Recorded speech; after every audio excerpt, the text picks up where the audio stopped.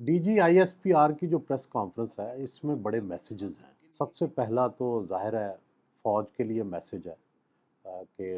فوج میں بھی کوئی زیرو ٹالرنس ہے. جو لوگ جن لوگوں کی سمپتھیز تھیں کسی ایسی پولیٹیکل پارٹی سے جو وائلنس میں ملوث رہی ہے.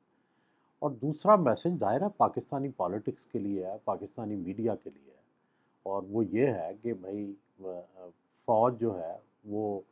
فیصلہ کر چکی ہے کہ اس نے 9 مئی کے واقعات میں جو لوگ ملوث ہیں ان کو نہیں چھوڑنا. اور اس کی ایک ڈائریکشن ان لوگوں کے لیے بھی تھی جو فوج میں ہوں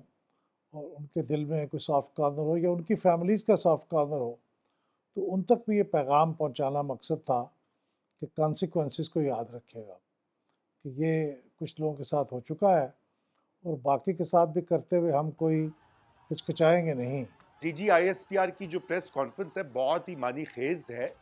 اور یقیناً وہ ایک واضح پیغام ہے. سب سے پہلے تو تحریک انصاف اور اس کے چیئرمین عمران خان صاحب کے لیے, جہاں پر یہ بڑی واضح طور پہ بتایا جا رہا ہے کہ بھائی آپ کی معافی نہیں ہے. دوسرا میسج جو میرے خیال سے زیادہ اہم میسج ہے اور وہ تھوڑا سا سٹلی انہوں نے کیا, وہ پاکستان کی سپریم کورٹ اور ان لائرز کے لیے ہے جو کہ گئے ہیں کورٹ میں یہ کہنے کہ سیویلینز کو آرمی کورٹس میں ٹرائی نہ کیا جائے. خاص کر چیف جسٹس بندیال اور ان کے جو بردر ججز ہیں جو ملٹری کورٹس کے حوالے سے اور دوسرے حوالے سے فیصلے کر رہے ہیں, ان کے لیے بھی پیغام ہے کہ ملٹری کی جو قیادت ہے وہ یہ فیصلہ کر چکی ہے کہ انہوں نے ہر صورت ملٹری کورٹس میں ٹرائل کرنا ہے, اور اس میں ایسے لگتا ہے کہ جو ہڈن پیغام ہے کہ ان کو بھی چھوڑا نہیں جائے گا جو راستے میں رکاوٹ بنے گے. میں بہت حیران ہوں گا کہ اگر یہ پریس کانفرنس سپریم کورٹ کے ججوں کے اوپر کسی نہ کسی طور اثر انداز نہ ہو. وجہ یہ ہے کہ یہ سپریم کورٹ جب کوئی فیصلہ کرتی ہے تو ایک کنسیڈریشن میرا خیال ہے یہ بھی ہوتی ہے کہ یہ جو فیصلہ ہونے جا رہا ہے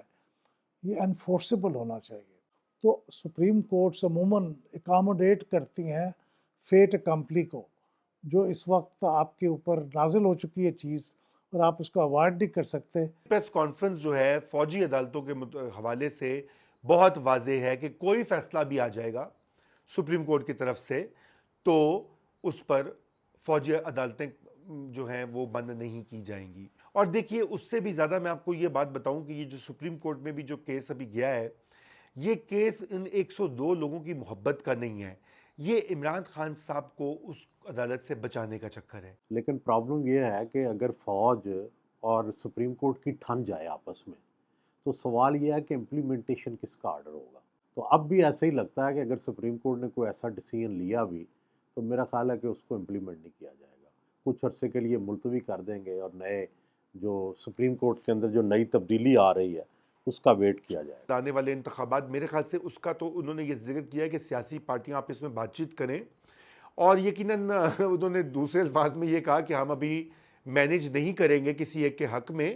کیونکہ جو ہم نے کر دیا وہ کافی ہے. پچھلے سال سے جنرل باجوہ صاحب نے جو بھی مبینہ طور پہ پی ڈی ایم کی گورنمنٹ کو لانے میں رول تھا, تو ابھی بڑا کلیئر اور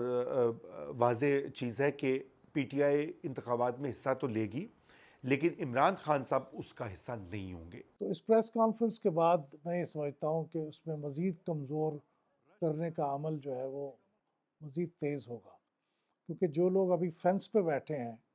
اور وہ پی ٹی آئی کو ابھی انہوں نے نہیں چھوڑا اور وہ سمجھتے ہیں کہ شاید کچھ عرصے میں یہ جب آندھی